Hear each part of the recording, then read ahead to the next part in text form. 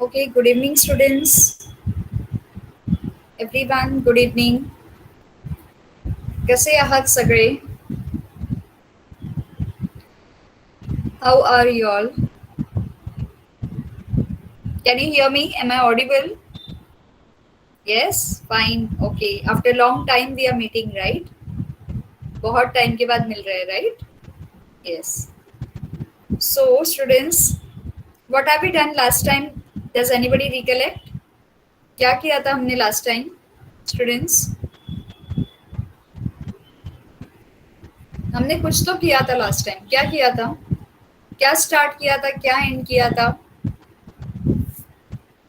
Yes, students. Nobody recollects. सब भूल गए.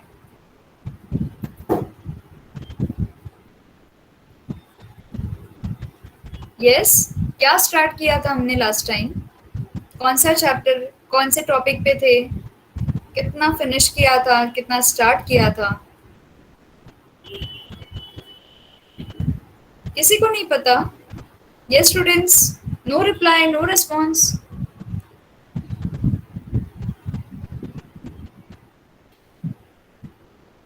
ओम्स लॉ एंड रेजिस्टिविटी एक कादम्बरी है जो रिप्लाई करते हैं, बाकी किसी को कोई रिप्लाई करने की पड़ी नहीं है ना? We have started with Ohm's law and resistivity. हमने ओम्स लॉ देखा था, हमने रेजिस्टिविटी क्या होती है, रेजिस्टेंस क्या होता है वो भी देखा था हमने. ठीक है, लास्ट टाइम एग्जाम्पल्स भी सॉल्व किए थे. Very good. हमने सबसे 5 कुछ एग्जाम्पल्स सॉल्व किए थे ओम्स लॉ के ओम्स लॉ और रेजिस्टिविटी के बेस पे. तो हमने ये कुछ एग्जाम्पल सॉल्व किए थे. हमने ये पार्ट किया था स्टूडेंट्स. कौन से पेज नंबर पे थे? हमने ये वाले सारे कर लिए थे, है ना? 5th वाला हमने इजी वे में सॉल्व कर लिया था. ठीक है, अब आते हैं हम system of resistors and effective resistance पे. अब रेजिस्टेंस स्टूडेंट्स, अब सभी को अब तक पता चली गया रेजिस्टर क्या होता है. रेजिस्टर क्या होता है? कुठल्या पार्टला पण रेजिस्टर म्हणतो आणि का म्हणतो? रेजिस्टर काय असतो? यस स्टूडेंट्स, एक एक वर्ड भी लिख सकते हैं, आपको पूरा कुछ लिखने की जरूरत नहीं है. क्या होता है रेजिस्टर? क्या करता है रेजिस्टर? का काम क्या है वो तो बता दो.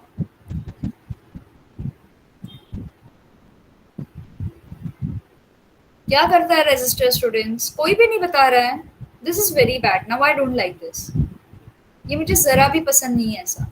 रॉन्ग आंसर भी दोगे चलेगा, नो प्रॉब्लम. हम ही हैं यहीं पे, कौन देखने वाला है?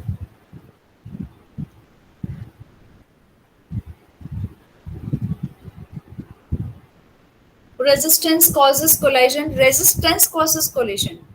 ओके, लेकिन रेजिस्टर का फंक्शन क्या है? क्यों यूज करते हैं हम रेजिस्टर? चैप्टर के एंड तक आए हैं और हमने रेजिस्टर पूछा, उसका जवाब नहीं है किसी के पास स्टूडेंट्स. करंट फ्लो के लिए. ओके, करंट फ्लो को मेजर करने के लिए है. ठीक है, resistance. Yes, to control the current. Very good, to control current flow. लेकिन क्या करंट फ्लो? ओवरफ्लो के लिए नहीं, हम उसको कंट्रोल में रखने के लिए. ये दिखाई दे रहा है? ओके, एक मैनुअल रेजिस्टेंस होता है जिसे आप पकड़ के नीचे करते हैं, राइट? कहीं बहुत सारे ऐसे इलेक्ट्रिकल अप्लायंसेस में ऐसा होता है. ठीक है, उसको सिंबॉलिक रिप्रेजेंटेशन ये दिया गया है. Two ended component having given the amount of resistance between the two ends. correct? it's having two ends. एक एंड से दूसरे एंड में जितना करंट फ्लो होगा वो कंट्रोल्ड एनवायरनमेंट में फ्लो होगा. ओके, कंट्रोल एनवायरनमेंट किसकी वजह से होगा? रेजिस्टर की वजह से होगा. अब हम आते हैं सिस्टम ऑफ रेजिस्टर्स पे एंड इफेक्टिव रेजिस्टेंस. तो एक सिस्टम होता है. सिस्टम क्या होता है? एक अरेंजमेंट होता है रेजिस्टर का. अब स्टूडेंट्स, यहाँ पे अरेंजमेंट रेजिस्टर का जो होगा वो दो तरीके का होगा. एक तो होगा सीरीज में, ओके, और दूसरा होगा सीरीज. और दूसरा क्या होगा students? I am given you hint. क्या होगा दूसरा? एक तो सीरीज में अरेंज करेंगे, दूसरा कैसे अरेंज करेंगे? यस स्टूडेंट्स, दूसरा हम अरेंज करेंगे पैरेलल में. कैसे अरेंज करेंगे? Yes, very good Kadambari. Parallel में. ठीक है, सीरीज का अरेंजमेंट क्या होता है और पैरेलल का अरेंजमेंट क्या होता है, यस वेरी गुड विशाल। ये दोनों क्या होते हैं और इन दोनों में क्या फर्क होता है हम देख लेते हैं। ठीक है, यहाँ पे a resistor is a two-ended component having given amount of resistance between its two end. ठीक है, in several electrical devices a number of resistors are connected together. बहुत सारे resistors एक के पीछे एक connect करते हैं। Yes, parallel resistor go in straight line. ठीक है, उसके बाद Ohm's law is applicable to all such connected resistor. जहां पे resistor आया वहां पे Ohm's law शुरू हो जाता है। ठीक है, नाउ रेजिस्टर्स इन सीरीज, जब हम रेजिस्टेंस इन सीरीज की बात करेंगे तो हम इसकी बात करेंगे 1 2 and 3। Okay, they will be connected one after another, A के बाद स्पेस रख के बी के बाद स्पेस रख के सी, ऐसे एक के पीछे एक ऐसे कनेक्ट करेंगे एक ही लाइन में। ठीक है, एक ही लाइन में ऐसे कनेक्ट करेंगे जिसे हम बोलते हैं सीरीज में, in single line. These resistors are said to be connected in series in such an arrangement that same current flows through each resistors. अगर यहाँ पे 10 एम्पियर का करंट फ्लो हुआ है तो यहाँ से फ्लो होते होते रेजिस्टर 1 के पास भी 10 एम्पियर का जाएगा, 2 के पास भी 10, 3 के पास भी 10 एम्पियर का जाएगा। ठीक है, तो सीरीज में क्या होता है स्टूडेंट्स, जो करंट पूरे सर्किट में फ्लो होगा वही करंट सारे रेजिस्टर्स के थ्रू फ्लो होगा। यानी कि अगर यहाँ पे सर्किट ब्रेक होता है तो ये रेजिस्टर और ये रेजिस्टर तीनों भी अफेक्ट हो जाते हैं। ओके, अगर यहाँ पे सर्किट ब्रेक होता है तो ये रेजिस्टर ने इसके पास कर दिया, ठीक है, लेकिन बीच में ब्रेक हो गया तो ये रेजिस्टर और ये रेजिस्टर अफेक्ट होंगे। ठीक है, यहाँ पे ब्रेक हो गया तो ये वाला रेजिस्टर अफेक्ट होगा। समझा सभी को? ये होता है सीरीज अरेंजमेंट। ठीक है, अभी हमने सीरीज वाला देख लिया, अब आते हैं हम थोड़ा स्टडी और करते हैं इसमें क्या होता है स्टूडेंट्स, इसमें जो करंट अप्लाई होता है in such arrangement the same current flows through each resistors, the value of current is I, यहाँ पे आई का करंट फ्लो होगा पूरे इसमें, and potential difference between C and D is V. हम सभी को पता है पोटेंशियल डिफरेंस का सिंबल वी है, तो सी और डी पॉइंट के बीच में वी पोटेंशियल डिफरेंस डाला गया है। Three resistors R1, R2 and R3 are connected in series in the circuit. Let the voltages be, तो अगर इसके पास R1, R2 और R3 रहेगा तो इसके थ्रू वोल्टेज भी V1, V2 और V3 जाएगा, करेक्ट। इसके अंदर वोल्टेज भी वैसे ही जाएगा जैसा कि रेजिस्टर बना हुआ है। तो हमने यहाँ पे वोल्टेज ले लिया। अब आते हैं हम इक्वेशन पे। तो अभी हम पूरा का पूरा ओवरऑल वोल्टेज फाइंड आउट कैसे करेंगे, जब हम तीनों वोल्टेज को ऐड करेंगे तो V is equal to overall voltage is equal to V1 plus V2 plus V3 बराबर। Am I correct? Easy to understand students?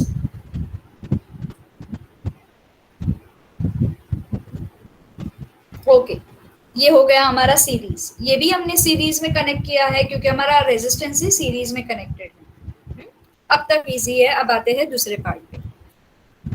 अगर हमको पूरे के पूरे रेजिस्टर काउंट करने हैं, ओवरऑल रेजिस्टेंस काउंट करना है, तो हम क्या लिखेंगे, ओवरऑल रेजिस्टेंस को आर लिखेंगे। अब इसका कनेक्शन किस फॉर्म में है, सीरीज में है, तो हम इधर आर एस लिखेंगे। ठीक है, अगर ये पैरेलल होता, पैरेलल वाला मैं आपको बताती हूँ क्या होता है। पैरेलल होता तो आर पी लिखते, अभी सीरीज में है तो आर एस लिखेंगे। तो ये क्या होगा, R1 plus R2 plus R3, इन सबको मिला के बनता है पूरा का पूरा resistance, correct, through the conductor. ये बन गया हमारा इक्वेशन 1। ठीक है, और हमारे पास अभी इक्वेशन 2 इसको नहीं देंगे, हमने सिर्फ इसको फाइंड आउट किया है, इसको एज इट इज रखते हैं फिलहाल। ठीक है, अब हम सुनते हैं, अभी हम देखते हैं रेजिस्टेंस हो गया, वोल्टेज हो गया। अभी हमको कैलकुलेट करना है कि पूरे कंडक्टर के थ्रू या पूरे के पूरे इसके थ्रू, डिवाइस के थ्रू कितना करंट फ्लो हो रहा है। ठीक है, कितना करंट फ्लो हो रहा है, उसका फॉर्मूला क्या है students, I is equal to R upon V, right, resistance upon voltage, isn't it? Am I correct? हाँ ना, अभी नहीं बोल रहे, यस, ओके। तो अगर हम v को आइसोलेट करेंगे, क्योंकि हमारे पास इक्वेशन 1 है, ठीक है, इक्वेशन 1 के हिसाब से हम v को आइसोलेट कर सकते हैं, v is equals to I into R, correct. तो हमको ये v मिल गया। अगर v1 है तो i इंटू r1 रहेगा, करेक्ट, जो हमने r plus r1 r2 r3 किया था। और v2 है तो क्या होगा, i इंटू r2 रहेगा, इजंट इट करेक्ट। अब स्टूडेंट्स आप देखते रहोगे यहाँ पे R1 है R2 है, लेकिन I1 और I2 क्यों नहीं है, कोई बता सकता है स्टूडेंट्स? हमने V1 V2 लिया, R1 R2 लिया, I1 I2 क्यों नहीं ले रहे?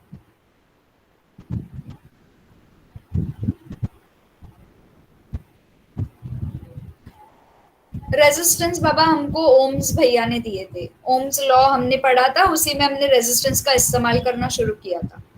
रेजिस्टेंस जो है वो कंट्रोल को सॉरी करंट को, हाई करंट को कंट्रोल में फ्लो करने के लिए एनेबल करता है। एक तरह का फ्यूज ही समझ लो, लेकिन वो फ्यूज नहीं होता है, फ्यूज उड़ जाता है, ठीक है। रेजिस्टेंस क्या करता है, कंट्रोल में करंट को फ्लो होने के लिए अलाउ करता है, ठीक है। अब ये रेजिस्टेंस किसने दिया हमको, ओम्स जी ने दिया, ओम्स भैया ने दिया है। ओम्स लॉ के थ्रू हमको रेजिस्टेंस मिल चुके थे। Vishal, I hope I have answered your doubt, पर आप लोगों ने मेरा डाउट आंसर नहीं किया। V1 R1 V2 R2 V3 R3, why not I1 I2 I3 I4? क्यों? I is called as current flowing through the conductor। अब मैंने हिंट भी दे दिया। तो ये जो current flowing through the conductor है वो I1 I2 क्यों नहीं है? जल्दी students, fast, I am waiting for your reply students. जब तक मुझे इसका no Vishal, good attempt but that is not the answer, anything else? Because the resistor is no, anybody else give it a try? आप try नहीं करोगे तो मैं पकड़ पकड़ के आपका नाम लेके ट्राई करने बोलूंगी। विनीत, वेदांत, यस, मोर स्टूडेंट्स, विनीत, वेदांत, आयुष, वैष्णवी, आयुष मेहता, आंसर करो चलो जल्दी। I1 I2 I3 क्यों नहीं है? पोटेंशियल डिफरेंस नहीं, पोटेंशियल डिफरेंस भी नहीं है। ओके, कमिंग बैक हियर, अगर आप इस कंडक्टर को ठीक से देख रहे हो, अच्छे से देख रहे हो, अभी नहीं देख पाओगे, एक मिनट जी। अगर आप इस कंडक्टर को ठीक से देख रहे हो students, if you can see this conductor very nicely, okay, you can see here you have resistances arranged in a different pattern, okay. जो रेजिस्टेंस के ऊपर वोल्टेज पढ़ने वाला भी अलग अलग रहेगा, ठीक है। भले हमारे पास एक ही वोल्ट मीटर है, लेकिन ये वोल्ट मीटर रेजिस्टेंस 1 का करंट, रेजिस्टेंस 2 का करंट, रेजिस्टेंस 3 का वोल्टेज जो है, नेगेटिव एनर्जी नहीं, because of resistance are in series, okay, a little closer you are, वेदांत नेरुरकर। यहाँ पे हमको मिल गया वोल्टेज शेयर होने के बाद V1 V2 और मिल गया V3, ठीक है। लेकिन स्टूडेंट्स पूरे के पूरे कंडक्टर के अंदर एक ही करंट फ्लो हो रहा है, इसलिए हमने उसको I ही रखा, I1 I2 I3 नहीं किया। क्या हमको बताया गया है यहाँ पे कि करंट डिफर हो रहा है पूरे कंडक्टर में? नहीं। हमको ये भी नहीं बताया गया कि R1 और R2 के बीच में करंट डिफरेंट है, नहीं। पूरे कंडक्टर में स्टूडेंट्स करंट यूनिफॉर्मली फ्लो हो रहा है। अगर अपने कंडक्टर में करंट यूनिफॉर्मली फ्लो होगा तो हमको I1 I2 लिखने की जरूरत नहीं है, क्योंकि सबको एक ही करंट मिल रहा है, जो R1 को मिल रहा है वही R2 को मिल रहा है, ठीक है। इसलिए हमने यूनिवर्सल उसको I ही रखा। अभी अंडरस्टूड I क्यों रखा है हमने, ठीक है। So IRS will become IR1, IR2, IR3, ठीक है। उसके बाद सब्सटीट्यूटिंग द इक्वेशन, हम इक्वेशन के अंदर इसकी वैल्यू सब्सटीट्यूट करेंगे। तो हम इसको सब्सटीट्यूट करने के बाद हमको मिला है V1 V plus V2, sorry V1 V2 और V3 के अंदर हमने ये वाला सब्सटीट्यूट किया, ठीक है। अब I सबकी जगह पे कॉमन है, राइट। यहाँ पे IRS है, यहाँ पे क्या मिलेगा हमको बाहर, I को कॉमन निकालेंगे तो R1, R2, R3 and so on मिलेगा, राइट? ठीक है, ये I और ये I कैंसिल हो जाएगा, बचेगा क्या? RS is equal to R1 plus R2 plus R3। जितने रेजिस्टेंस रहेंगे उतना इक्वेशन बनेगा। समझा सभी को स्टूडेंट्स? Easy to understand? कोई डिफिकल्टी यहाँ तक की? No? Okay, great. So if resistors are connected in series, the same current flows through each resistor. Okay? यानी कि सीरीज में अगर हम रेजिस्टर्स को ये करेंगे, अरेंज करेंगे, तो पूरे करंट, जितना भी करंट फ्लो होगा R1, R2, R3 और Rn तक का, वो सेम रहेगा।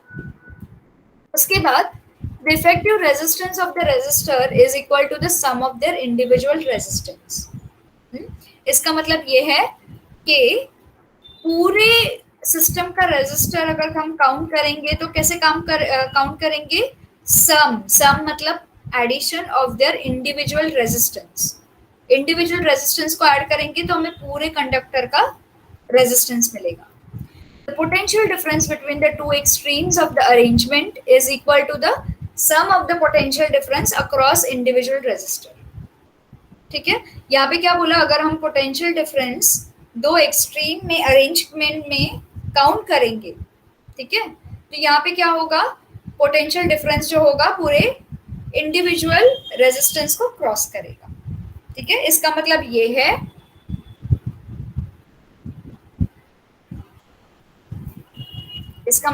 है यहाँ का और यहाँ का पोटेंशियल डिफरेंस अगर आप काउंट करोगे, ये पॉइंट का और ये पॉइंट का, तो ये पूरा potential difference through out the conductor का एडिशन मिलेगा हमें। ठीक है, हर एक पॉइंट का पोटेंशियल डिफरेंस हमें ऐड करके पूरा कंडक्टर का पोटेंशियल डिफरेंस मिलेगा। The effective resistance is larger than each of the individual resistance. जो इफेक्टिव रेजिस्टेंस जो होगा, इफेक्टिव रेजिस्टेंस मतलब total of all the resistance, वो सबसे बड़ा होगा एक एक रेजिस्टेंस के कंपैरिजन में। This arrangement is used to increase the resistance in a circuit. ठीक है, कोई भी बड़ी मशीन हो जहाँ पे बहुत सारा करंट फ्लो होता हो तो सीरीज का इस्तेमाल करते हैं, रेजिस्टेंस को सीरीज में अटैच करते हैं, ताकि अगर एक पे लोड आए तो दूसरा बर्दाश्त करे, दूसरे पे लोड आए तो तीसरा बर्दाश्त करे, और अगर बर्दाश्त ही ना करे तो वो पावर कट हो जाए वहां पे। ठीक है, रेजिस्टेंस अपने आप डाउन हो जाएगा और पावर कट हो जाएगी। This part is understood by everyone? No. Vishal, no unmuting, बच्चा. Okay, no problem, it's okay. ठीक है, आते हैं हम दूसरे पार्ट पे। When resistors are connected in series, they are connected one after the another, एक के पीछे एक. If any one of them does not function, the circuit will break down and there is no flow of electricity. एक इसका drawback तो है, ठीक है, इसका ड्रॉबैक ये है कि अगर इन तीनों में से अगर एक काम नहीं करेगा तो पूरा का पूरा सर्किट डाउन हो जाएगा। ठीक है, ये इस सीरीज का ड्रॉबैक है, पर इसका फायदा भी है। अगर एक पे लोड आएगा, सपोज इस पे लोड आ गया और इस पे नहीं आया और फिर इस पे आ गया, तो कोई तो एक्ट करेगा, करेक्ट, सर्किट को ब्रेक करने में। फॉर एग्जाम्पल, यहाँ से लोड यहाँ पे पास हो गया, यहाँ पे भी डिटेक्ट नहीं हो पाया, लेकिन यहाँ पे पास होके यहाँ पे डिटेक्ट हो गया, तो यहाँ से वो सर्किट को कट करेगा। ये इसका एडवांटेज है। डिसएडवांटेज ये है कि इसको सीरीज में कनेक्ट करने की वजह से जो करंट फ्लो हो रहा है, ठीक है, अगर यहाँ से कट हो जाता है तो पूरा का पूरा सर्किट बंद पड़ जाएगा। ये एक इसका डिसएडवांटेज है, ड्रॉबैक है। तो हम इसको सोच समझ के ही यूज करेंगे, जहाँ पे हमको सर्किट को बंद ही कर देना है। Now, if two bulbs are connected in series, they will both give less light. Okay, और एक बात है, अगर हम ज्यादा रेजिस्टेंस ऐड करेंगे तो करंट डिवाइड होते जाएगा। जो ये पूरा करंट इसके थ्रू फ्लो हो रहा है ना, वो डिवाइड होते जाएगा। फॉर एग्जांपल 9 वोल्ट का करंट फ्लो हो रहा है, ठीक है, तो ये 9 वोल्ट का करंट यहाँ पे आके 3 वोल्ट, 3 वोल्ट और 3 वोल्ट में डिवाइड होगा। नॉट नेसेसरीली कि सारे इक्वल रहेंगे, अलग भी हो सकता है, पर इस तरह से ये डिवाइड होगा। तो इसका मतलब क्या है कि पूरा का पूरा जो लोड है वो एक ही रेजिस्टर पे नहीं आता है, वो अलग अलग रेजिस्टर को बांटा जाता है। So far it is clear, everybody? I hope this part is clear. ठीक है.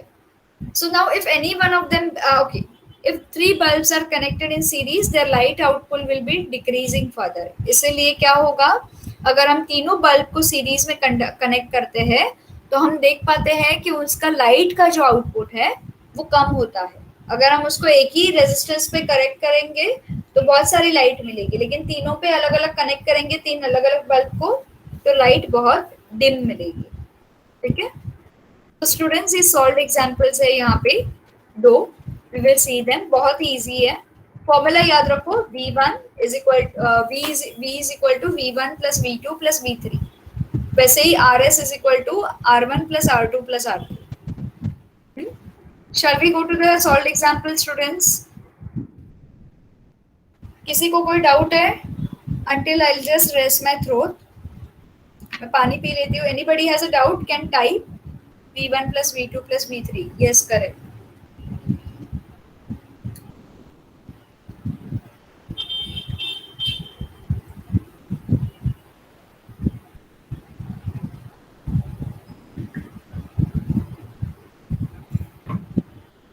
Okay, I got no doubt.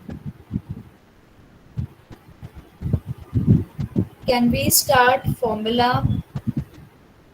Okay, first students, as you all know, हम हमेशा गिवन से स्टार्ट करते हैं. हम डायरेक्टली फॉर्मूला से स्टार्ट नहीं करेंगे. ठीक है. You can write down the formula, but then we always start with given information. तो यहाँ पे हमारे पास एग्जाम्पल 1 में एक क्वेश्चन दिया है. क्वेश्चन ऐसा बोलता है, 3 resistors having resistances of 15 ohms, 3 ohms and 4 ohms are connected in series. What is effective resistance in the circuit? Effective resistance का मतलब स्टूडेंट्स मैंने आपको बता दिया है. इफेक्टिव रेजिस्टेंस कभी बोलते हैं जब हम RS की बात करते हैं, टोटल रेजिस्टेंस. ओके, सबको मिला के उसे हम इफेक्टिव रेजिस्टेंस बोलेंगे. तो स्टूडेंट्स इफेक्टिव रेजिस्टेंस का फॉर्मूला सभी को पता है. सबसे पहले हम गिवन प्लॉट करेंगे. हमारा रेजिस्टेंस नंबर 1 है 15, रेजिस्टेंस नंबर 2 है 3 और रेजिस्टेंस नंबर 3 है 4. हमने गिवन डाल दिया. हम इफेक्टिव रेजिस्टेंस का फॉर्मूला डालेंगे which is equal to R1 plus R2 plus R3. उसके बाद हम वैल्यूज सब्स्टिट्यूट करेंगे 15, 3, 4.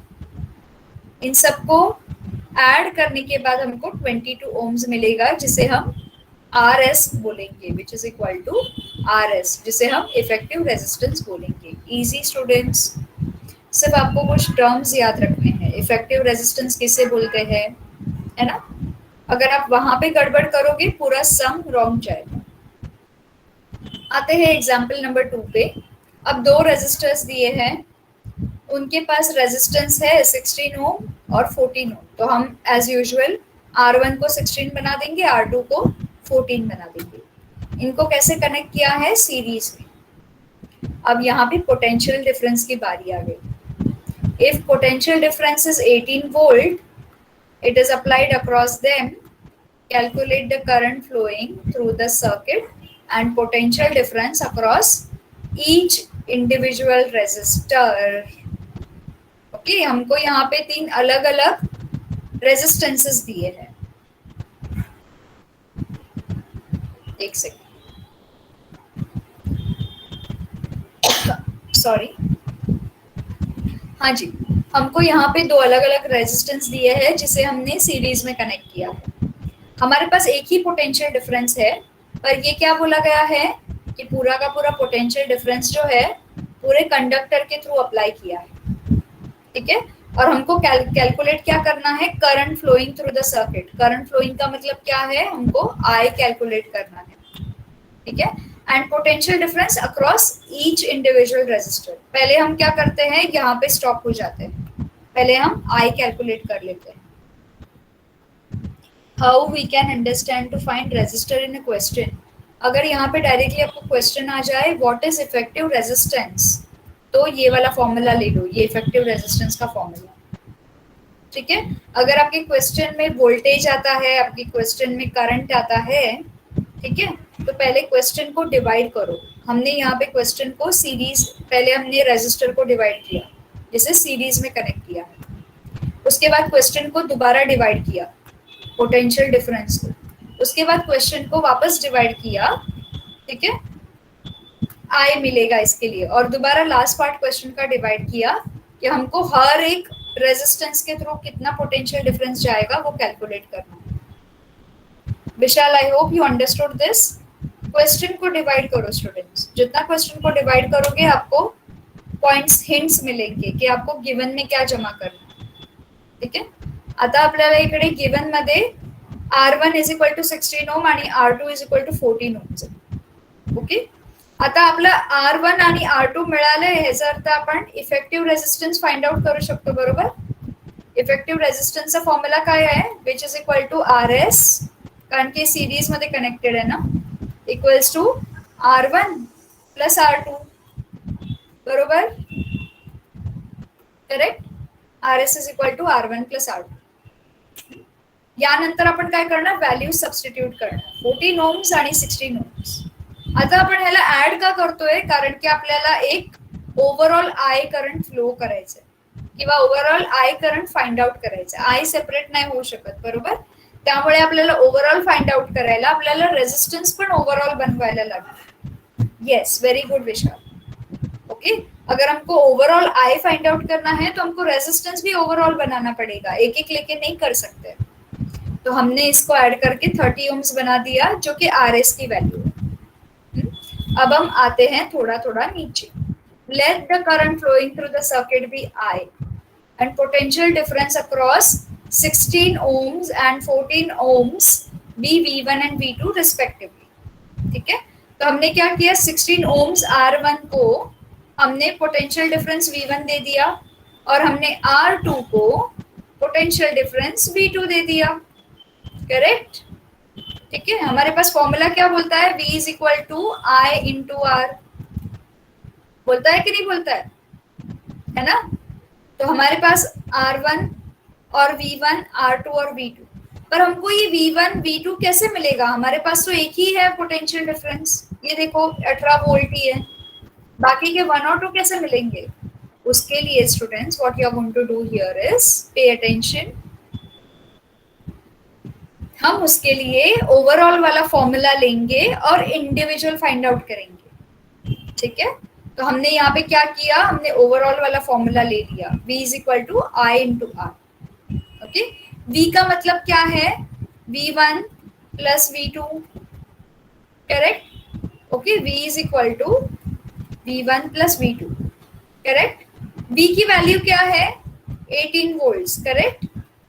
ओके, अगर V की वैल्यू 18 है, इसका मतलब V1 और V2 को मिला के भी 18 होगा, करेक्ट। यस, ठीक है। अब हम आते हैं हमारे ओरिजिनल इक्वेशन पे, I is equals to V upon R। Okay, हमने क्या किया, हमने इसको कन्वर्ट कर दिया डिवीजन में, जो जो हमारे पास वैल्यूज है स्टूडेंट्स वो डाल के हम उसको कट कट करके रेडी रख लेते हैं, जो मिल रहा है हमको रेडी रखते हैं, ठीक है। तो हमने इधर क्या किया, फिलहाल इसको थोड़ा सा भूल जाओ, हमको टोटल V की वैल्यू मिल गई है जो कि 18 है, ठीक है। हम इसी से काम चला लेंगे। ओरिजिनल इक्वेशन में I फाइंड आउट करना है, V की वैल्यू सब्स्टिट्यूट कर दी और हमने इफेक्टिव रेजिस्टेंस डाल दिया, ये वाली वैल्यू डाल दी, ठीक है। हमको मिला 0.6 एम्पियर्स। ओके, अब हमारे पास वैल्यूज कौन कौन सी है, I है, V है और R है, ओवरऑल वैल्यूज सारी की सारी है, करेक्ट। तो हम V1 फाइंड आउट कर सकते हैं, बिल्कुल कर सकते हैं, क्योंकि हमको V1 फाइंड आउट करने के लिए हमको I है और हमारे पास R1 है। ओके, तो हम V1 कैसे फाइंड आउट करेंगे, so V1 is equals to I into R1। Everybody knows this, कहाँ से आया I इंटू R1, यहाँ पे हमने क्रॉस मल्टीप्लाई किया इसे, करेक्ट जी। और V2 का मतलब क्या है, I इंटू R2।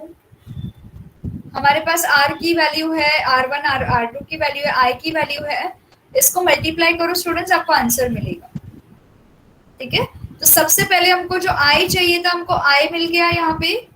ओके, ये I मिल गया, इसका मतलब क्या मिल गया हमको, ये क्वेश्चन का ये पार्ट मिल गया, calculate the current flowing through the circuit. So current flowing through the circuit I is equal to 0.6 amperes. ठीक है, ये मिलने के बाद हम दूसरे लास्ट पार्ट पे गए, potential difference across each individual resistor. Each individual resistor, तो हमको इसके पोटेंशियल डिफरेंस भी मिल गए। एवरीबडी अंडरस्टूड कैसे सम किया? Easy to understand? यहाँ तक किसी को कोई दिक्कत है? कुछ भी समझा नहीं? अब हम जाते हैं रेजिस्टेंस कनेक्टेड इन पैरेलल। ठीक है, सीरीज मतलब सब लाइन में खड़े हैं, पैरेलल मतलब 2-3 लाइन बना के खड़े हैं, सबकी अलग अलग अपनी लाइन है। ठीक है, सीरीज मतलब कैसे होता है स्टूडेंट्स? सब बच्चे एक दूसरे के पीछे खड़े हैं। ओके, आगे वाला जाएगा तो पीछे वाला हटेगा। पैरेलल में क्या होता है, 2 लाइन होती है, 1 लाइन, 2 लाइन, 3 लाइन, तीनों भी अपने ओन डायरेक्शन में फॉलो करती है, एक ही डायरेक्शन होगा तीनों का।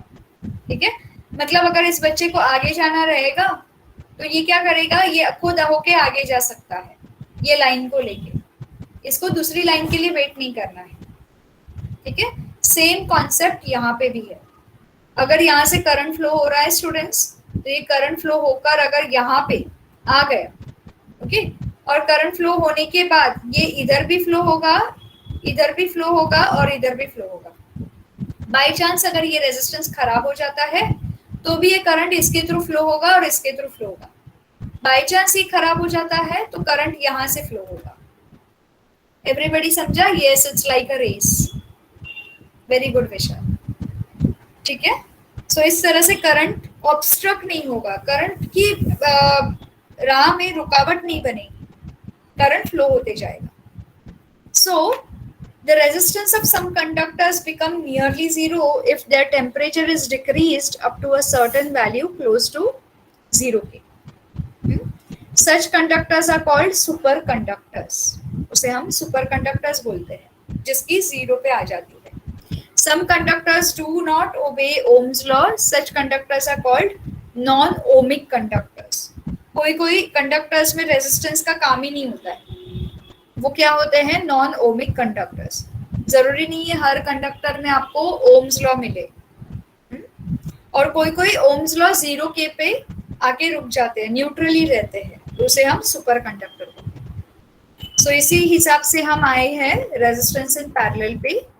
ठीक है, now resistance in parallel is said to be connected in such a way that when their ends are connected at both the sides as shown in this diagram, the figure shows 3 resistors R1, R2 और R3. They are connected in parallel, एक दूसरे के नीचे वो connect किए गए हैं parallel line में। Now these points are C and D. इधर भी C and D पॉइंट है, सिर्फ इसका अरेंजमेंट अलग है। ठीक है, अभी इसके through potential difference V volt ही फ्लो होगा।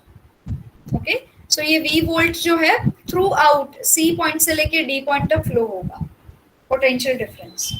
Okay, so here I1, I2 and I3 be the currents flowing through R1, R2 and R3. Students, यहाँ पे आपका करंट डिफर होगा। ठीक है, यहाँ पे क्यों डिफर होगा, क्योंकि हर एक रेजिस्टेंस की अपनी अपनी कैपेसिटी होगी। यहाँ पे करंट I1 हो सकता है, यहाँ पे करंट I2 हो सकता है, यहाँ पे करंट I3 हो सकता है स्टूडेंट्स, करेक्ट। तो इस तरह से आपका करंट जो है स्टूडेंट्स डिफर होगा। ये समझ में आया? सीरीज में डिफर नहीं हुआ था क्योंकि करंट एक ही लाइन में फ्लो हो रहा था, पैरेलल में 3 अलग अलग लाइन में फ्लो हो रहा है, तो किसी को पता नहीं ना कौन सा रेजिस्टेंस कितना पावरफुल है या कितना वीक है। सो हम आते हैं, the total current flowing through the current is I1 is equal I is equal to I1 plus I2 plus I3। तो हमको टोटल करंट फाइंड आउट करना है, हम ये फॉर्मूला यूज करेंगे।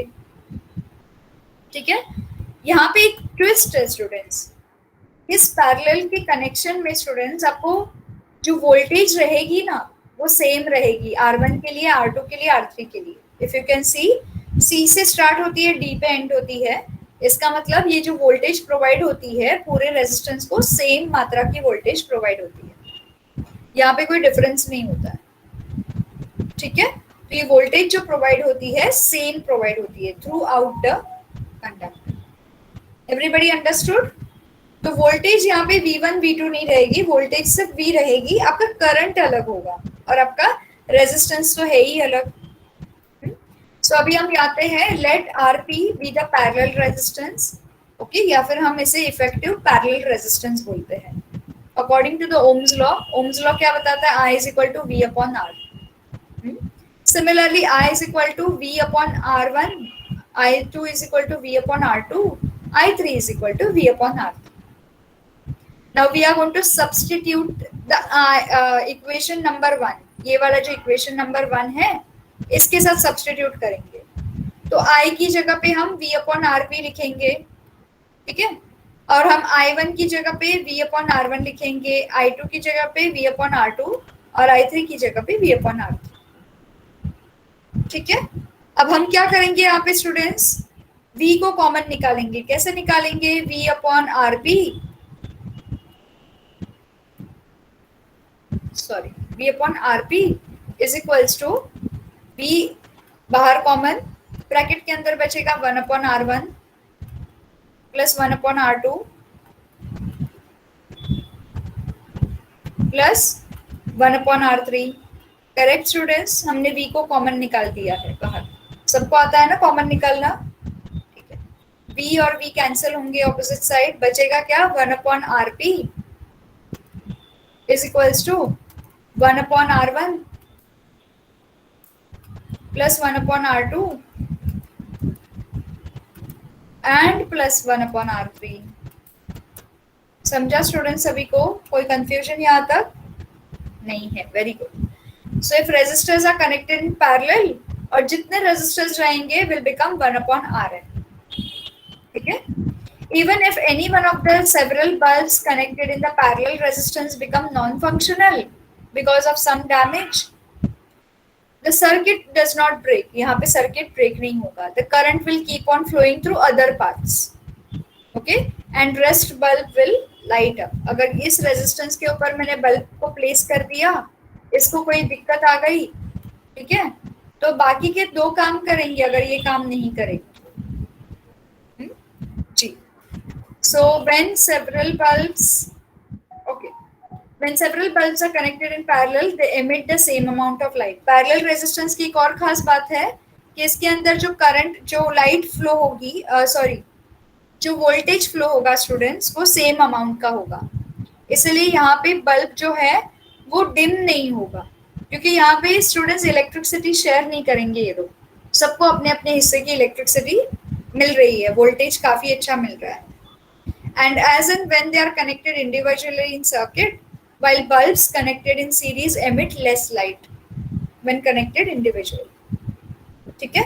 So parallel के comparison में series वाले कम light देंगे क्योंकि वो एक दूसरे के साथ share करेंगे। आते हैं next part पे, if number of resistors are connected in parallel, the inverse of effective resistance is equal to the sum of inverses of individual resistance। इसका मतलब क्या है, inverse of effective resistance मतलब 1 upon RP, inverse मतलब 1 upon, okay, is equal to sum of inverse of individual resistance। sum of inverse मतलब sum of inverse R1 plus R2, sum मतलब addition, and R3,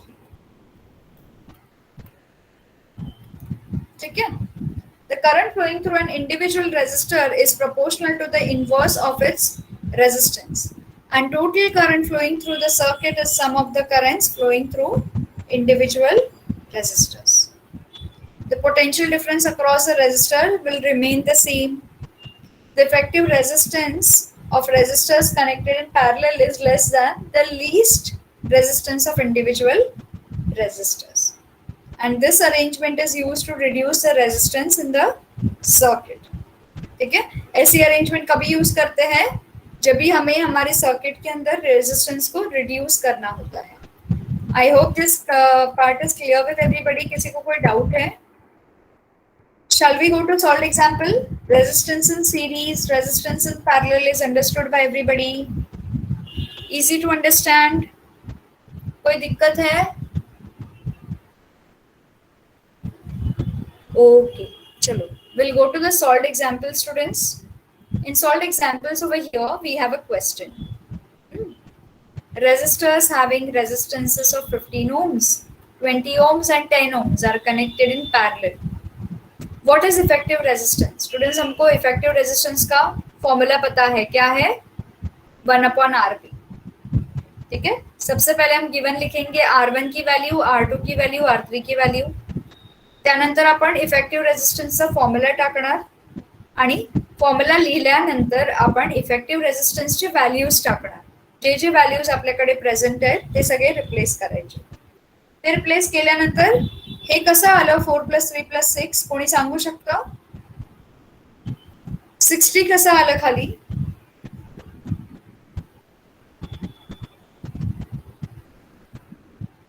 का म्हणून 60 आलं खाली? Yes Vishal, I will come to your doubt. By adding 15, but why we need to add 15? क्यों add करना है भाई 15? मुझे तो नहीं करना है 15 को add. Yes, any reason, any specific reason to add 15? Anybody?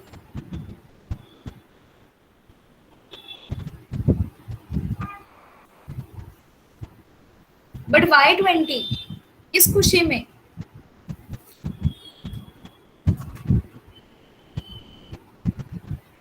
मुझे तो 20 भी ऐड नहीं करना है.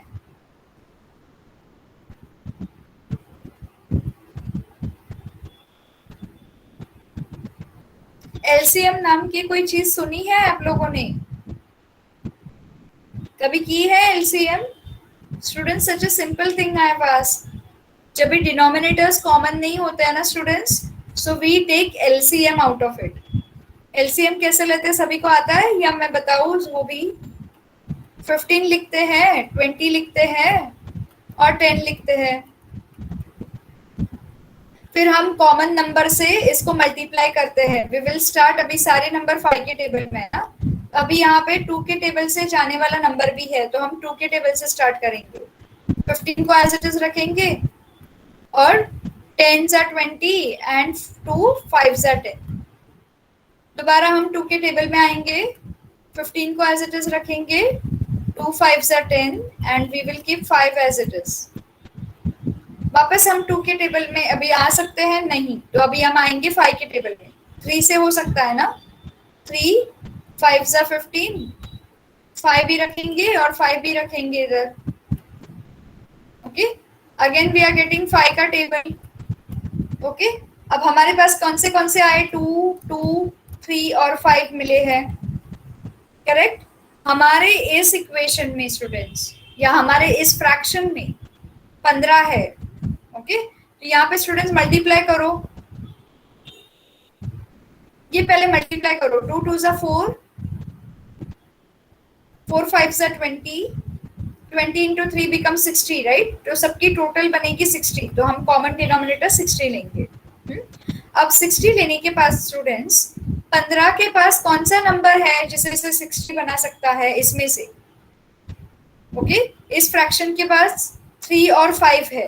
3 5s are 15 है, 2 2s are 4 नहीं है, तो हम 15 के ऊपर 4 को मल्टीप्लाई करेंगे. तो 15 के साथ अगर 4 मल्टीप्लाई होगा तो न्यूमरेटर में भी 4 मल्टीप्लाई होगा. करेक्ट. जो नीचे मल्टीप्लाई होगा वो ऊपर मल्टीप्लाई होगा. ओके, तो हमको यहाँ पे 4 मिला. ओके, 60 बन गया already. Students, do you want to solve this? Please do not say yes. I will assume कि आपको मैथ्स आता नहीं. करना है सॉल्व एलसीएम मेथड से. Tell me now students, we are running out of. Yes, okay, my god, no. Okay, I will come to this part. पहले सबसे पहले हम डिनोमिनेटर लेंगे. ये स्टेप को यहाँ पे मैं सॉल्व कर रही हूँ. ठीक है, सबसे पहले मैंने यहाँ पे कॉमन डिनोमिनेटर ले लिया 60. ठीक है, कैसे लिया 60? 1 मिनट रुकिए. सबसे पहले मैं इसको है ना एक एक को सॉल्व करती हूँ. मैं पहले 15 को सॉल्व करती हूँ. अब 15 को यहाँ पे हमको इसका सबका मिक्सचर क्या बन गया? 60 बन गया, राइट? हमको यहाँ पे मिल गया 60. हम इसको ऐड करेंगे. अंदर वाले नंबर्स को नहीं, बाहर वाले सारे नंबर्स को ऐड करेंगे. अभी 15 है यहाँ पे, 1 इंटू 4 अपॉन 15 इंटू 4, ठीक है। ये रहा आपका पहला इक्वेशन यहाँ पे। उसके बाद प्लस इट विल बिकम 20। अब यहाँ पे कितना 20 बनता है, 2 2 जा 4, 4 5 जा 20, मतलब 3 इज मिसिंग ना, तो हम डिनोमिनेटर में 20 इंटू 3 करेंगे जो 60 देगा हमें, और हम न्यूमरेटर में 1 इंटू 3 करेंगे, करेक्ट। प्लस हमारे पास क्या है, 10 है, तो हम यहाँ पे डिनोमिनेटर में 10 इंटू 6 करेंगे ताकि हमको 60 मिले, और ऊपर भी हम 1 इंटू 6 करेंगे। इजी, ठीक है। ये आने के बाद हमको सारे डिनोमिनेटर्स कॉमन मिल गए, हमको एक जैसा डिनोमिनेटर मिल गया 60। 15 4 60, 20 इंटू 3 इज 60, 10 इंटू 6 इज 60। हम कॉमन डिनोमिनेटर लिखेंगे। अब हम 1 4 जा 4, 1 3 जा 3 यहाँ पे, एंड 1 6 जा 6। आ गया आंसर सभी को, ये वाला सेम मैच हो रहा है इसके साथ। अब उसको ऐड कर दो और मिल गया, गॉट इट। तो इस तरह से हमको यहाँ पे इफेक्टिव रेजिस्टेंस मिला है। हम उसको फ्रैक्शन में नहीं रखेंगे क्योंकि हमको ओम्स डालने आगे, आपका ओम्स कभी भी फ्रैक्शन में नहीं रहेगा, इसलिए हम इसको डेसिमल में कन्वर्ट करेंगे। ठीक है स्टूडेंट्स, अंडरस्टूड एवरीबॉडी। चलो नेक्स्ट पार्ट पे जाते हैं, एग्जाम्पल नंबर 2 पे। हमने टेक्स्ट बुक की हालत बड़ी खराब कर दी आज तो।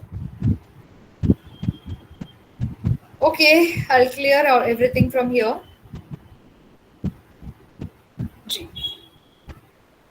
Can everyone see my text book now? All clear? ठीक है। Coming to example number 3, 3 resistors having resistances 5 ohms, 10 ohms, 30 ohms are connected in parallel. First sentence. Potential difference is 12 volts is applied across them. Second sentence. Obtain the current flowing through the circuit.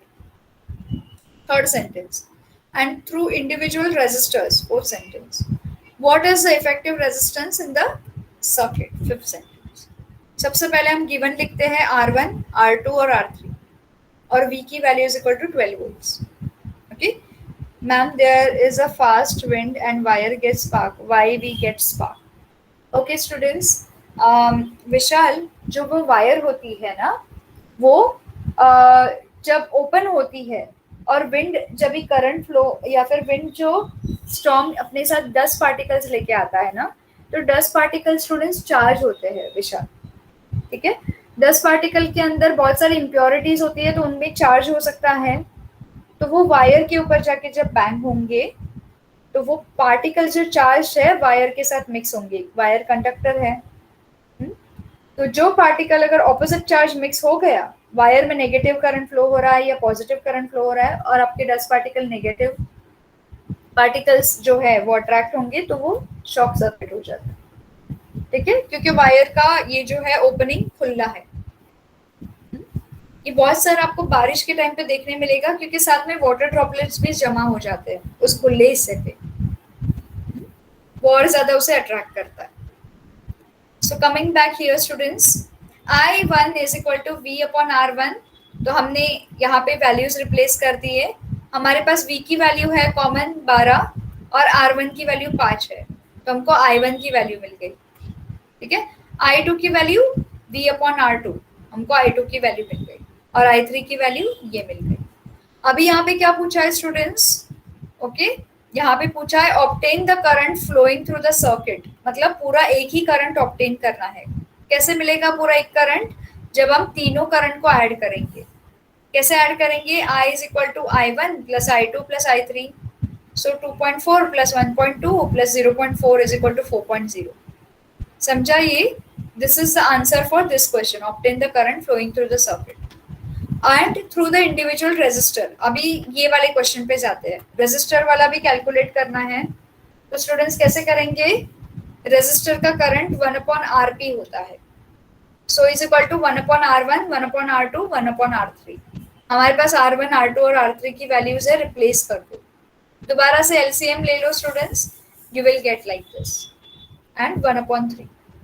So effective resistance in the circuit is 3 ohms। 3 ohms कैसे आया? 1/3 ohms क्यों नहीं आया?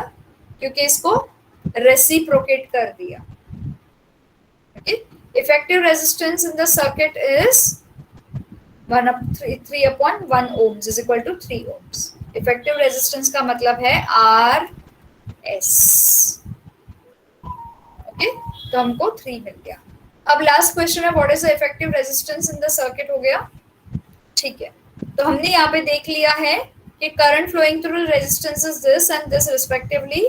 Total current is 4 ampere, ये वाला यहाँ पे individual देखा, टोटल करंट देखा और इफेक्टिव रेजिस्टेंस देखा। यहाँ तक स्टूडेंट्स किसी को कोई डाउट है?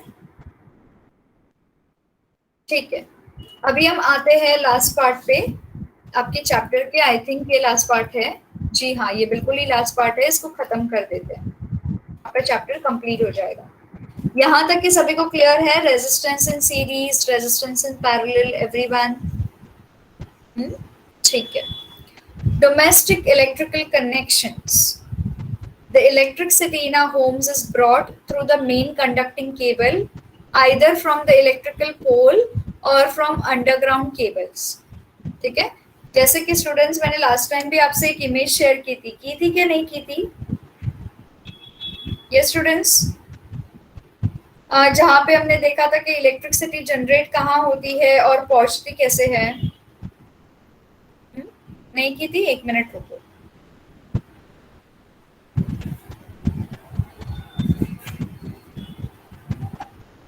One moment, students, just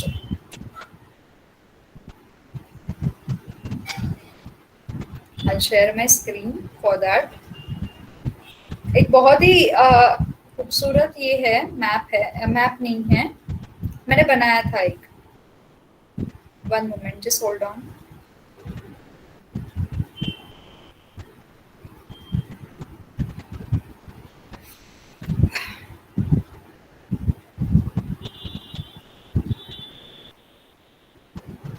okay, there we go. मैं इसे ना अपने मोबाइल से शेयर करती हूँ, so we will see this. I'll stop sharing here for once.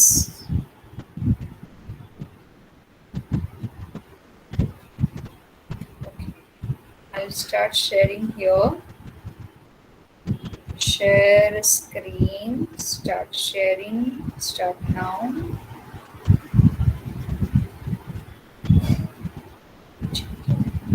Okay. Can you see this, everybody? Is it visible?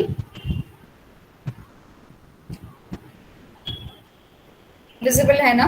ठीक है स्टूडेंट्स, देखिए इस तरह से हमारे घर पे इलेक्ट्रिसिटी आती है। ये जो पावर जनरेटिंग स्टेशन होता है, एक मिनट, आई जस्ट, बहुत सारी नोटिफिकेशंस है।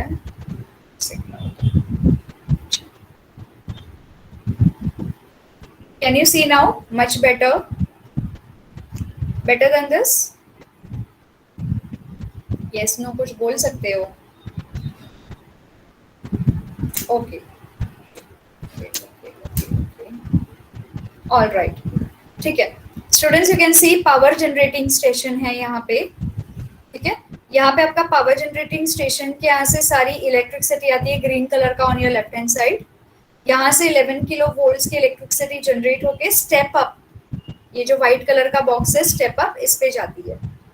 स्टेप अप पे जाने के बाद स्टूडेंट्स, यहाँ पे ये जो स्टेप अप जो कंडक्टर होता है, ये स्टेप अप होता है बॉक्स, यहाँ पे ये इलेक्ट्रिसिटी ब्रेक होके आपके ग्रिड सबस्टेशन पे जाती है। अब यहाँ पे ब्रेक होने की जरूरत क्या होती है स्टूडेंट्स? क्योंकि जो आपका स्टेप अप में 11 किलो वोल्ट स्टोर होके पूरा कन्वर्ट होता है 132 किलो वोल्ट पे। ओके, जब ये 132 किलो वोल्ट पे कन्वर्ट होता है स्टूडेंट्स, तो इसे ग्रिड सबस्टेशन कहते हैं। अगर आपने देखा रहेगा ये भाईंदर की खाड़ी, विरार की खाड़ी या पनवेल साइड में थाने की खाड़ी, वहां पे ऐसे वाले बहुत सारे होते हैं ग्रिड सबस्टेशन। ओके, पहले मैं उनको समझा करती थी कि ये तो एंटीना है या वोडाफोन के टावर्स है, फिर पता चले कि ये सारी ग्रिड सबस्टेशन है, व्हेन आई वाज स्मॉल। ठीक है, तो यहाँ से हमारी जो इलेक्ट्रिसिटी होती है, इसीलिए वहां पे सबसे ज्यादा करंट फ्लो होता है। और मोस्टली ये सारी ग्रिड सबस्टेशन जो है ना, आपको शहरों के बाहर देखने मिलेंगे, शहरों के बीच में नहीं रहेंगे। क्योंकि सोचो ना, 132 किलो वोल्ट का इलेक्ट्रिक करंट होता है, अगर कुछ गड़बड़ हो गया तो ये मोस्टली शहरों के बाहर बॉर्डर्स पे या समंदर के आसपास रहेंगे। उसके बाद ये 132 किलो वोल्ट का इलेक्ट्रिसिटी दोबारा से जाता है स्टेप डाउन में। अगर आप अपने राइट हैंड साइड पे देखोगे व्हाइट कलर का डब्बा, ओके, वहां पे जाएगा, दोबारा इलेक्ट्रिसिटी ब्रेक होगी और वो कन्वर्ट होगी 33 किलो वोल्ट में। 33 किलो वोल्ट के बाद यहाँ पे ये मेन सबस्टेशन पे जाती है। मेन सबस्टेशन स्टूडेंट्स आपके परिसर में होता है। Main substation, if you all know, electric के बड़े बड़े पोल्स। और वहां से दोबारा 11 किलो वोल्ट की इलेक्ट्रिसिटी ब्रेक होती है और हमारे घर में पहुंचते पहुंचते वो 220 वोल्ट की हो जाती है। ओके, तो हम कंज्यूमर जो है 220 वोल्ट की इलेक्ट्रिसिटी यूज करते हैं। Everybody understood? कैसे जनरेट होगी, कहाँ स्टोर होगी, कैसे आती है, एवरीबडी अंडरस्टूड? इजी? ठीक है, we will return to our chapter students. I stop presenting. I don't know how to stop presenting. एक minute. So coming back to your exercise, sorry, your this textbook, students.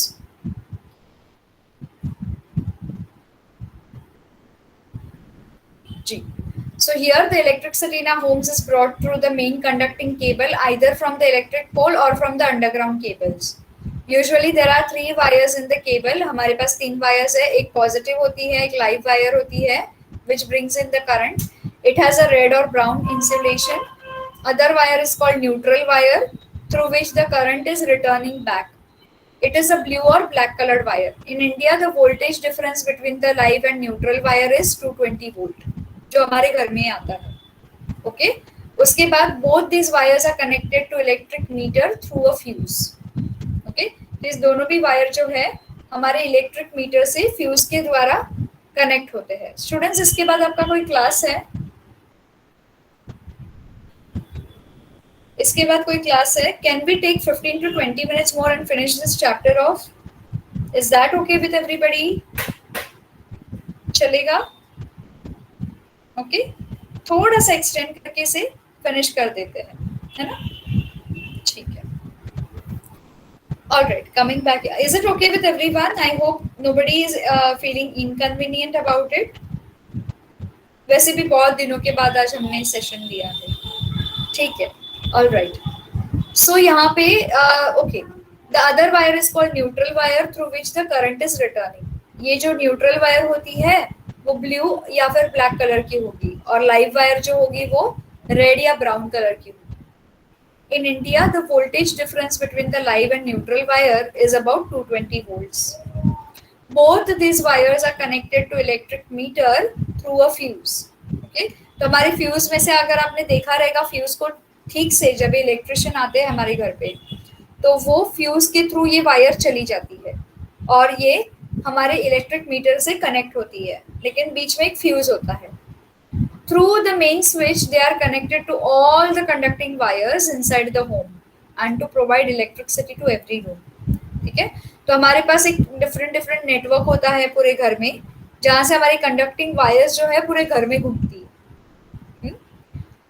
In each separate circuit, various electrical appliances are connected between the live and neutral wire. ठीक है, हर एक circuit में हमारे अगर आप देखोगे तो हमारे सारे अप्लायंसेस जो है वो न्यूट्रल वायर या लाइव वायर के बीच में ही कनेक्ट होते हैं। The different appliances are connected in parallel and potential difference across every appliance is the same. अगर आप देखोगे आपके घर के appliances, they all are connected in parallel.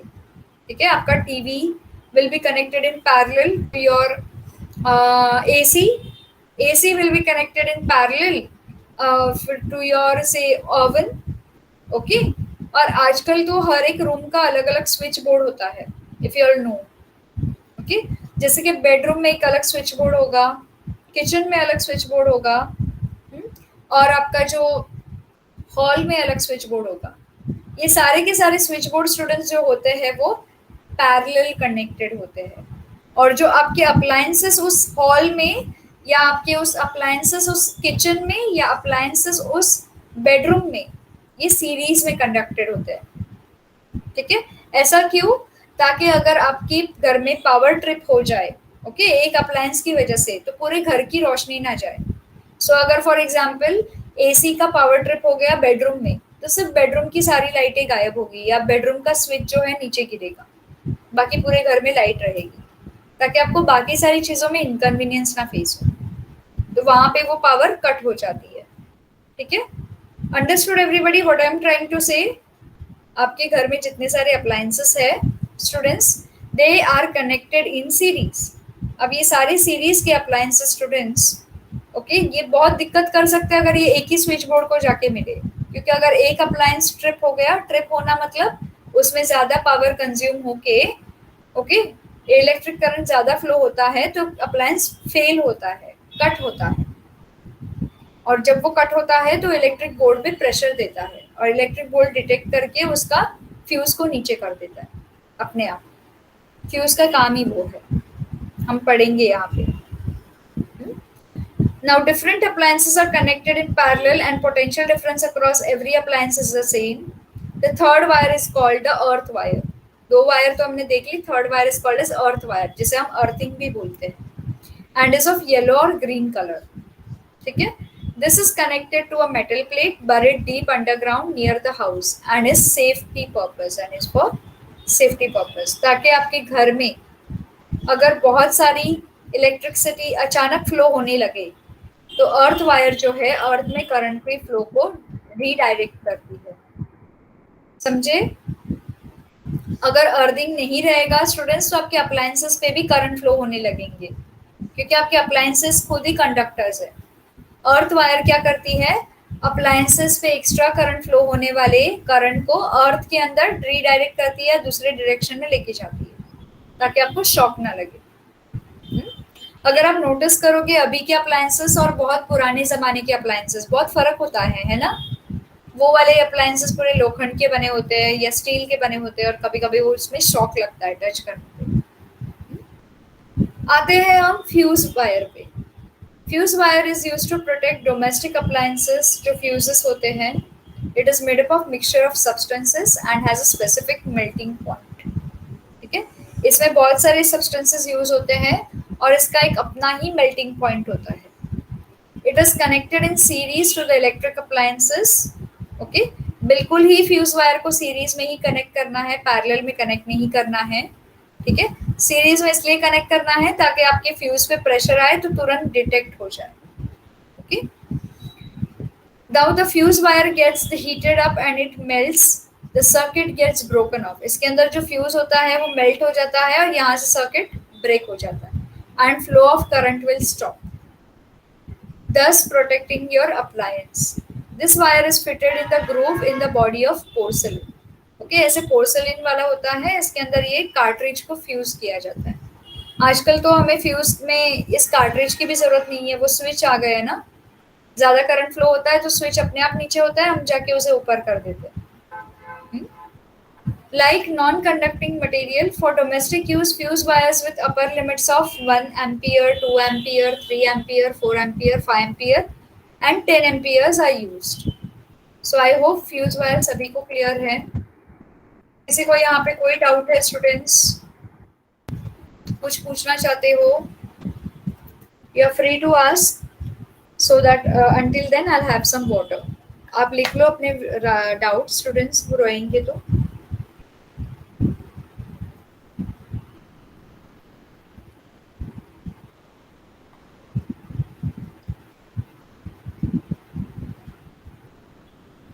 चलो, so looking at your answers, I'll assume there are no doubts.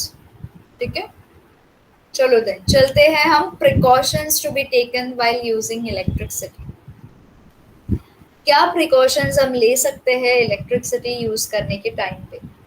Okay, सबसे पहले students आपको स्विचेस एंड सॉकेट्स अच्छे से चेक करने हैं अगर उनकी फिटिंग बराबर है कि नहीं।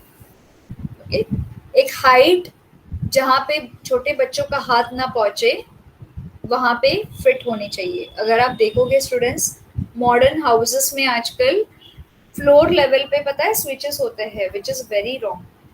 आपके घर में अगर पेट्स हो, वो स्विच के अंदर खेलते खेलते अगर बटन गलती से ऑन हो गया, या आपके घर में छोटे बच्चे हो, अगर वो खेलते खेलते ऐसे ही बटन ऑन हो गया तो बहुत प्रॉब्लम हो सकती है। ओके, सो बच्चों के और पेट्स के लेवल से थोड़ा ऊपर ही स्विच को बनाना है. Okay, so small children cannot reach and put in pins or nails inside it. Plug wire should not be pulled while removing the plug from its socket. Students, हम जब भी plug डालते हैं सॉकेट में तो हमको सॉकेट को बंद करना है, स्विच को बंद करना है और वायर से नहीं खींचना है. हमको उसके, फॉर एग्जाम्पल ये चार्जर है मेरा कुछ इस शेप का, ठीक है, इस शेप का चार्जर है. तो स्टूडेंट्स आपको ये चार्जर को जो है ना वायर से नहीं खींचना है, आपको यहाँ पे पकड़ के खींचना है उसको. लेकिन make sure that your switch is of. इसको हमें ऑफ रख के खींचना है.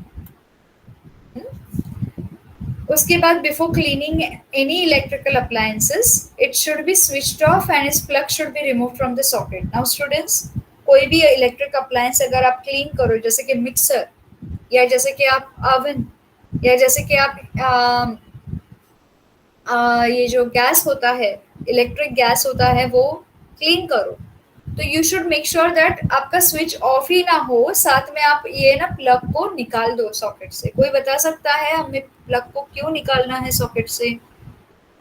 स्विच तो ऑफ कर दी गई है, प्लग निकालना जरूरी क्यों है? Anybody? Just give it a try students. Plug क्यों निकालना है? स्विच बंद करने से तो लाइट वैसे भी बंद हो गई ना, करंट वैसे भी फ्लो होना बंद हो गया. यस,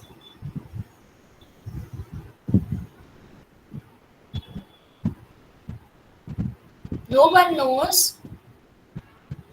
कैसे आप लोग 9th में आए स्टूडेंट्स? से समथिंग हमें. Yes, very good Ayush, very good. Yes, correct Vineet. Students, आपके प्लग में ना, आपकी सर्किट में कहीं ना कहीं छोटा छोटा करंट फ्लो होते रहता है. अगर आप कितना भी स्विच को ऑफ करो, इफ यू कॉल इलेक्ट्रिशियन ना, कभी घर पे अगर इलेक्ट्रिशियन को बुलाओगे ना, तो उससे ना डिस्पिस मंगवाना. उससे डिस्पिस मंगवाना और इलेक्ट्रिशियन को बोलना कि आप सारे स्विच बंद करो. उनके पास एक अलग टाइप का डिस्पिस रहता है जिसमें करंट फ्लो को मेजर किया जाता है. बारीक से बारीक करंट भी वहां पे मेजर होता है. ओके, एकदम छोटे से छोटा करंट भी उनको दिखाई देता है. तो डिस्पिस मंगवाना, उनको बताना कि आप स्विच को सारे बंद करो और एक बार आप डिस्पिस को टच करके प्लग के अंदर बता दो. So you will see that उस डिस्पिस के अंदर जो है ना लाइट जलती है, छोटी सी लाइट जलती है. Screw driver, okay, screw driver इस उसमें छोटी सी लाइट जलेगी, और जब छोटी सी लाइट जलेगी वो करंट होता है जो कंटिन्यू हमारे घर में फ्लो होता है. इसलिए आपको बोलते हैं अगर आप टीवी वगैरह के स्विच बंद भी कर रहे हो तो उसकी स्विच निकाल के, उसके प्लग्स निकाल के साइड में रख दो, ताकि आपकी टीवी के अंदर छोटे छोटे करंट ना फ्लो हो. तो ये रीजन होता है, यहाँ पे बताया गया है कि जब भी आप सॉकेट से निकालो प्लग को, तो आप स्विच बंद करके फिर प्लग को निकाल दो. दूसरी बात और एक है, अगर कितना भी बंद हो स्विच, आपके हैंड्स ड्राई होने चाहिए कोई भी इलेक्ट्रिकल अप्लायंस को हैंडल करते वक्त. ओके, आपके हैंड्स सूखे होने चाहिए, गीले हैंड्स नहीं चलेंगे. As far as possible one should use footwear of rubber soles. Okay, अगर आपने देखा रहेगा आपके घर पे इलेक्ट्रिशियन आते हैं, पूरे घर में वो चप्पल लेके घूमते हैं. ओके, मुझे तो बड़ा गुस्सा आता है, but then there is a reason that those chappal are made up of rubber. Okay, तो अगर आपके घर पे कोई रबर चप्पल है तो जब भी आप डाउटफुल अप्लायंस के करीब जाओगे तो रबर चप्पल पहन के जाना. नहाते वक्त भी आप गीजर का पानी यूज करोगे तो रबर चप्पल पहन के नहाना, फॉर सेफ्टी ना. A rubber is an insulator. It prevents a current from flowing throughout the body, thereby protecting it. हम सभी को पता है rubber is bad conductor, insulator. If person gets an electric shock, you should not touch that person. Okay? उसको बचाने के चक्कर में उसको खींचने मत चले जाना, वरना कोई तो हिंदी मूवी में देखा था मैंने ये सीन परेश रावल की, वो एक छूते हैं दूसरे उसको छूते हैं, सब लाइन में शॉक लगने लगता है सबको. Okay, so do not do something like that, rather help that person. okay, उसको कैसे हेल्प करोगे? मेन स्विच को ऑफ करके. you should switch off the main switch and switch it to far so that you know where it is located. ठीक है, main switch को ढूंढो, उसको बंद कर दो सीधे जाके. When you should remove the plug from the socket, फिर उसको प्लग को रिमूव कर दो सॉकेट से. And if not, अगर वो भी नहीं हो पाया, then you should use wooden pole to push the person away from electric wire. एक और लास्ट ट्राई कर सकते हो. मूवी का नाम लिया तो सबने yes yes लिखा. कब से मैं डाउट पूछ रही थी तो किसी ने yes no कुछ भी नहीं लिखा. इतना सारा yes आया अभी मूवी का नाम लेने के बाद, जैसे कि अभी याद आई वो मूवी, है ना. हंगामा नाम था ना उस मूवी का. लिखो yes.